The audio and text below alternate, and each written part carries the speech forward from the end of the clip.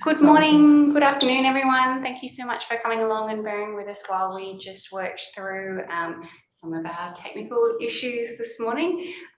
It gives me great pleasure to introduce Dr Josie Povey, who is our speaker for the research seminar today. As we begin, I would like to pay my respects to the traditional owners of the lands that we're meeting on today. Here in Darwin, that's Larrakia people. For anyone joining from Alice Springs or Mparntwe, that's the Aranda people, and extends that respect to the traditional owners of the lands, the other people who are joining us online, wherever they are around the country or internationally. I'd like to pay my respects to elders past, present and emerging, and extends that respect to any Aboriginal and Torres Strait Islander people who are joining us today. Josie has been a very busy woman this week, so we're really excited that she's been able to take the time and talk to us today about the Stay Strong program, and I will hand over to her to present. Thanks so much, everyone. Thank you, Jess. It is Mental Health Week this week, so I hope we are all taking time to look after our mental health, and particularly the theme this week is around strengthening ourselves and acknowledging strengths in what we do. So just start off with that. It is my absolute pleasure today to present on the Stay Strong program. We as a program are celebrating 20 years this year, which, and I'm really happy to have two colleagues here who have been on that journey for the full 20 years. So Professor Nagel's joining us, and Patch Janama, who's a Larrakia consultant for our team as well. Sorry.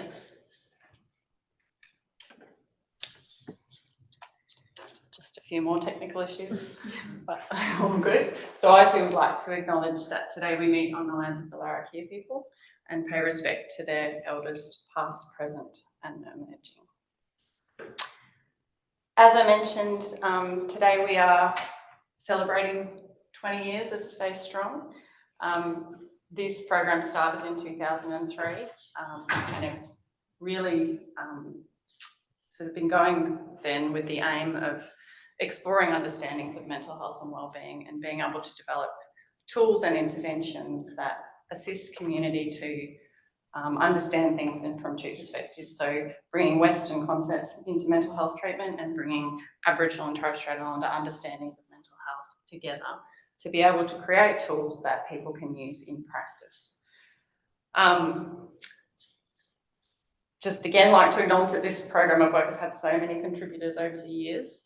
The people in the top right up there, including Professor Nagel, Janama Mills, John Cusack, Daniel Mulholland, Carolyn and Valerie Thompson, and the Groote Eylandt and Tiwi mental health teams really kicked this initiative off in the early 2000s.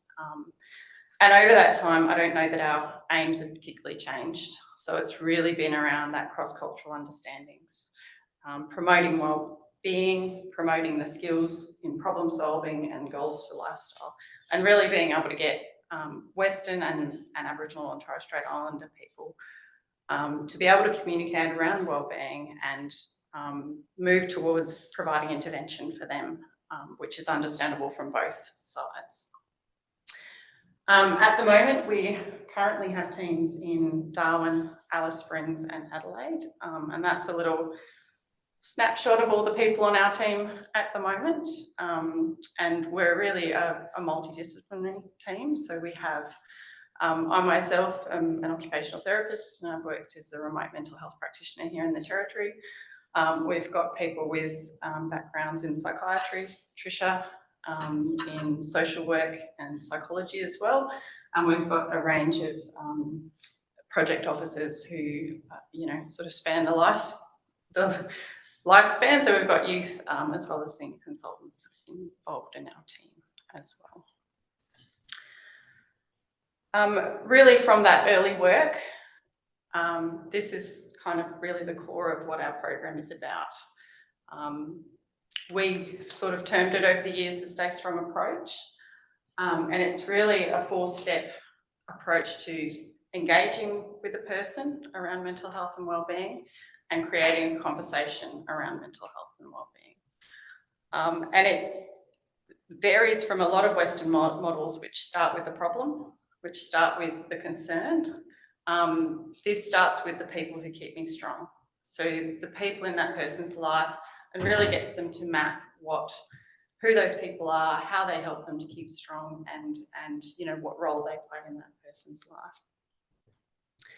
The second part of that uses the metaphor of a tree. So from a perspective of, you know, building our well-being and feeding our and nourishing our well-being, there are things in our lives that we do that keep us strong. So thinking about, from an individual perspective, what are some of those things for that person that you're talking with around what can help? And the real beauty of this approach, and I've used it in practice before, is the fact that, you know, it really shifts the power. It shifts the power, it shifts the way that we engage with people around their health, or around how they build motivation for change in their lives as well. And by starting with that, you're already starting to build up their confidence, to build up their self-worth, to build up their values and where they're heading, where they want to go. Then the third step is looking at what are some of the worries. So what are some things that are happening for that person in their life that might be a worry for them, and that, you know, they might want to work on, or they might want to focus on their strengths and continue to build their well-being as well. And then the fourth step is looking at what are some goals for change. So thinking about all those people in your life that could help, thinking about the things that you do that you enjoy, and thinking about some of those worries. What are some things that you'd like to do? What are some small steps you can take to create change in your life? As you'll see, we do a lot of our resources in plain English. We use a lot of pictures. It really is about creating a conversation. So it really is about that narrative of a person's life that can help to build them, their confidence and their steps towards change as well. This approach really underpins all of the tools that we have. It underpins all of the work that we do. It looks fairly simple, you know, 4 steps. It's about creating a conversation, but there's actually quite a lot of science and therapeutic engagement involved in that as well. So it is based on motivational interviewing. You know, if we start with the strengths and we understand what we're good at, and we talk about the worries, but then we think about changes, building that motivation within those 4 steps. There's also elements of low intensity cognitive behavioural therapy within that approach as well. And, you know, it does just create a really nice structured way to approach a conversation about change with a person. Oh, we're missing some. Oh, how do I go back? No, got it. Missing some pictures on this, which is a shame, but all good. We as a Stay Strong team really do 3 main core activities. So we do a lot of co-design. We've done co-design since the beginning, and we continue. We launched a new resource just yesterday. And we really, when we do co-design, we really look at utilising best practice principles of co-design, and that includes from an Indigenous research perspective, but also things like participatory design and incorporating elements of that within what we do and the approach that we take to designing with community. We have resources that we've co-designed across the lifespan. So from youth, we've had young people as young as 10 involved, all the way up to seniors. And we've also adapted many of these tools to context. So we have, I'm going to say, about 200 resources available on the Menzies website that have been co-designed with community over years and years and years. One of the pictures that was going to be there, and apologies because it's not, we've even adapted some of the resources to completely different contexts. So in response to the droughts in Western Queensland, we have an app called Weathering Well, which is actually the same 4 steps. So thinking about those people in your life that keep you strong, the worries or the strengths and the worries that you have. And that's been adapted for the farming community in Western Queensland. So we have, you know, people have picked this up and thought, you know, this could really work for the people that I work with. So it's been adapted in non-Indigenous contexts and other Indigenous contexts around Australia too. We also do testing. So we've got implementation, evaluation, feasibility studies and clinical trials, and I'll talk a bit more about some of them afterwards. And we do implementation support. So we work with organisations to implement and understand how these tools might be used in their context, and go through a process of implementation and then training. So we offer training to services in how best they could use it within their organisation as well. This is really one of the studies that kicked off or helped to kick off this approach. This was actually Tricia's PhD back in 2000, or it was published in 2009.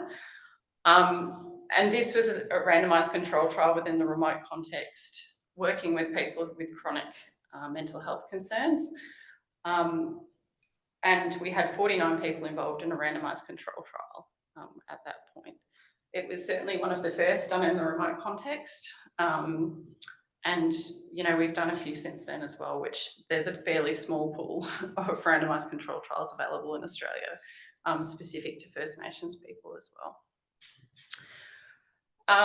And, you know, there's limitations with any study, but essentially the core of it was that, you know, we found reductions in people's distress as well as their substance use, and that was sustained over a long period of time, so 12 to 18 months, which is a really great outcome for a small study in one location as well. Another randomised control trial that was undertaken was looking at the motivational care planning. So both these two randomised control trials were done with the paper-based version of the Stay Strong plan. And this was done with high-risk drinkers in the ED in Darwin. So this is an acute hospital setting, mostly with people who had been admitted for facial trauma. So they were delivered a 20 to 30-minute session up to 5 days after admission. Again, there's limitations with any study, but essentially, you know, it suggests that even a brief intervention, when delivered well and delivered in a way that is appropriate and acceptable for a person, it can actually have really lasting changes in their life over a long period of time. Again, follow-up here was 6 to 18 months. I went on a search trying to find all the places that Stay Strong has been mentioned in different treatment manuals on different websites, and I couldn't fit anywhere near the amount on this slide, but this gives you a tiny little overview of some of the places that, you know, practitioners and people have picked up the resources and gone, yes, this is actually really appropriate for where I work. If I had to guess, it would probably be around 10 approaches a year in terms of putting it on a website, writing it in a treatment manual, and that could be from a service to, you know, integrating it with their IT systems, all of those things. So that could be from a service, from, you know, a government, a department. So it is listed in many different and a wide range of services. We've had it adapted in forensic settings, in child safety settings, community-based. It is mentioned a few times actually in the Working Together Aboriginal and Torres Strait Islander Practice Manual. It's mentioned in the CARPA as well, which is the Remote Standard Treatment Manual for the Northern Territory, and we are listed on and incorporated into a number of other online trainings and websites as well. The second significant milestone for our team this year, and actually I was talking to Michelle, another one of our colleagues earlier in the week, it's actually this week, is 10 years of MPRAC. So MPRAC is a national consortium of, it involves Queensland University of Technology, Black Dog, and University of Central Rural Health, as well as Menzies. And it was developed in response to the National E-Mental Health Strategy. So this is recognising that digital mental health options have the ability to expand the treatment that's available to people. The idea of digital mental health isn't to replace face-to-face therapy, but rather enhance what is available and what people can access when they can access it at a time that's convenient to them. And our clear role within this program is really around training and support to service providers. So we are part of the Indigenous services within this program, and we provide training and support to organisations who are interested in using digital mental health. The Stay Strong app is part of that, so we do provide a lot of training on the Stay Strong app, but more digital mental health within their context as well. And another challenge with digital mental health is there are hundreds and hundreds, possibly even thousands of digital mental health tools available, many with very little evidence or safety considerations. So this program was developed really to be able to assess quality and promote the tools that are most appropriate for people. You'll see the same 4 steps. So this is the Stay Strong app. This was transitioned from the paper-based into an app in 2012. So it was one of the first that was specific for Aboriginal and Torres Strait Islander people. It is a therapist-supported app, so the therapist or the practitioner is actually sitting with a client and completing it, and they can do up to, I think it's hundreds and hundreds of care plans on that same device. And then they share that from the device with the client. There are some features of the Stay Strong app which provide advantages over a paper-based version, for example. Obviously, there's the embedded Stay Strong approach. It does collect some basic demographics, so there's that ability to collect data and share it within the organisation. There is some audio, so there's some descriptions and supporting audio as you go through. At the moment, we've got one Indigenous language in there, but you'll hear a little bit later about some of that. There is some animation, so as you select the tree, the leaves grow, and very simple animation, but we've had feedback that really does help with engagement. There's ability to share, email, print. And within the app, there's also the ability to review goals. So once you've done a care plan with a client, you can then come back and talk with them about the goals that they've set and how they might, or what might be the next step to achieving the goal that they've set. There also are some embedded outcome measures in there. So we've embedded the Kessler 10, the Kessler 5 and the PHQ-2 within those, and a session rating. And this one's available on tablets and iPhones on all platforms for free. So I'll just go through a few case studies. I did say this was going to be a whirlwind of 20 years, and it's proving to be. But this is an example of Stay Strong being used in forensic services in Queensland. So it began just with female prisoners as part of a wellbeing program, and then was extended to male prisoners as well. They have done a 5-year implementation of this within their service. And this study particularly is looking at the implementation, so the steps they took to ensure that implementation would work. And there's some complexity around this service because it was spanning both corrections and health, and they sort of have published on how they overcame some of those challenges. And then there was a number of interviews done with both the practitioners and the people receiving the intervention. So they really liked that it was supportive of client goal setting, increased self-insight, and improved client empowerment. It's just some of that from both perspectives as well. This was actually a picture of someone who presented at our seminar yesterday. So we have had a long relationship with CAPS here in Darwin, and Elizabeth presented yesterday at our seminar on their use of the Stay Strong tool as a case management tool. So this is people who have accessed their adult services, so it's a residential program, and Stay Strong is done with the client on entry at 4 weeks and at 12 weeks. And we're currently working with them to work out how that can fit with their KPIs and basically be able to pull data as a pre-post measure and other things as well. So we're working through that at the moment.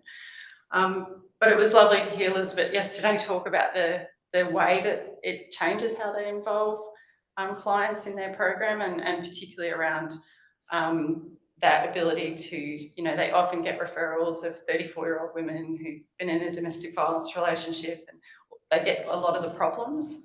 And it's really good way of actually working with that individual to look at, well, what are his strengths? And she gave this beautiful example of a mum who said, oh, I'm not sure I really have that much, but actually a lot of people in the program were really trusting her with their children, and she started to understand that she's actually really good at looking after children and things like that. So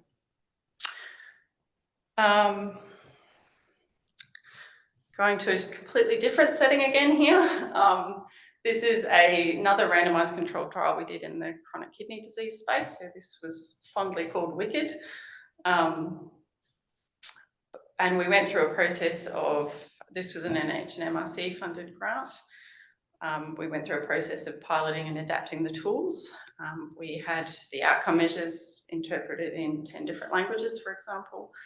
And we changed a few of the worries and strengths that people, which was particular to people who were receiving dialysis in Darwin. So, you know, missing home was a common kind of worry for people who were receiving dialysis and unable to go home.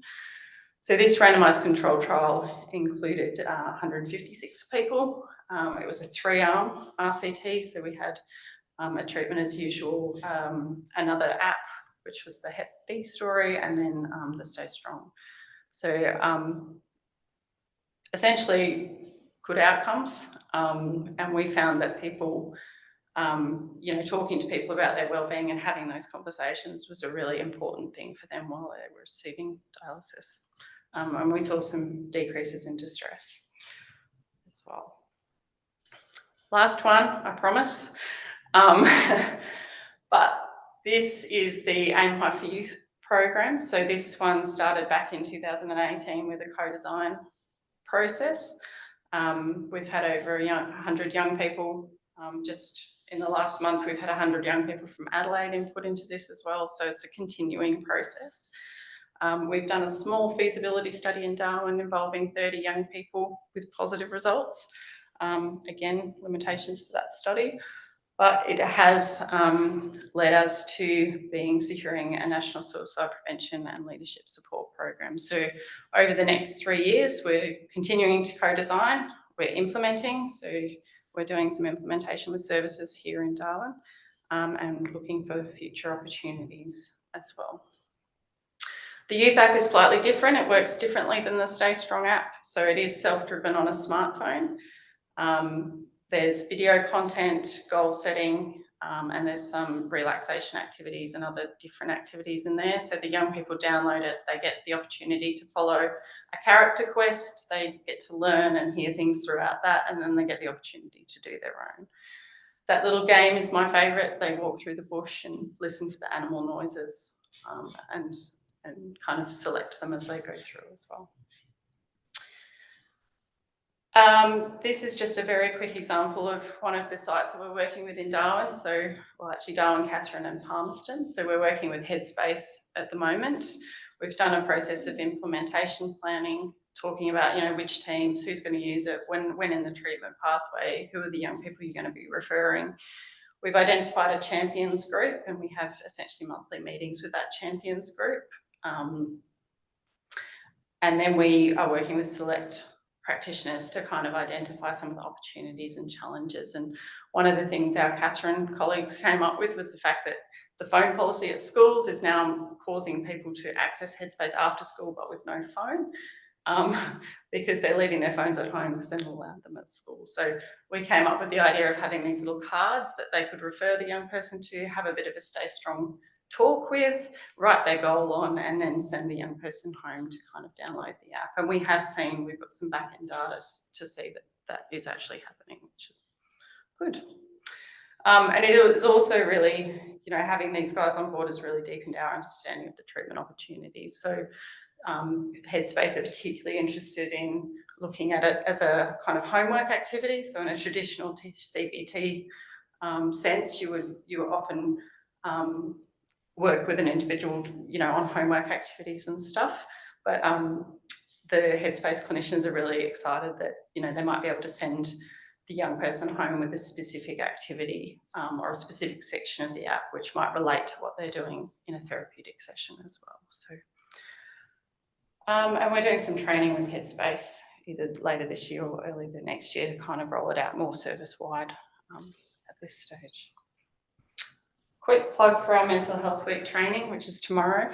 got probably a few spots left if anyone's interested. That's happening in Darwin tomorrow. I might just give, do I have a few minutes? You've done really well, 20 years in 20 minutes. I might just invite Tricia or Jana up to reflect on 20 years.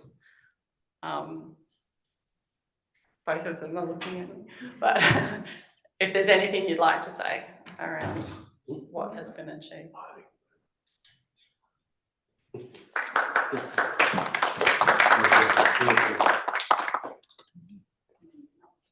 Thanks, Josie. That was really interesting to see all of that, and I would like a copy of the slides. I think that would be handy. And I'm really happy to have Jana here as well, and for us to be able to say more than 20 years of working together, and what a fabulous time it's been.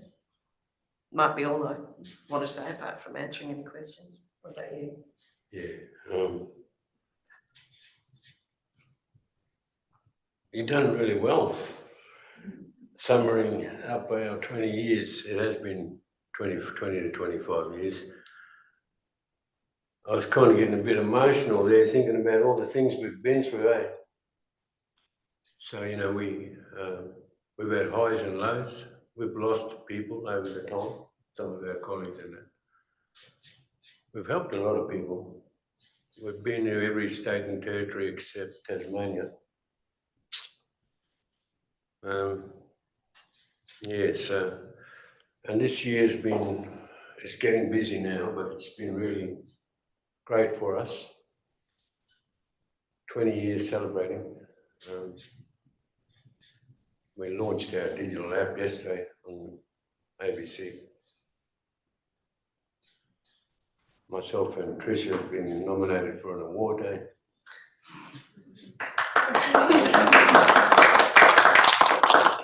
I still don't know what that entails, but it's nice to be recognised. Yeah, so highs and lows, 20 to 25 years of it.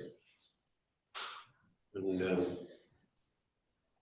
Yes, now this is a high.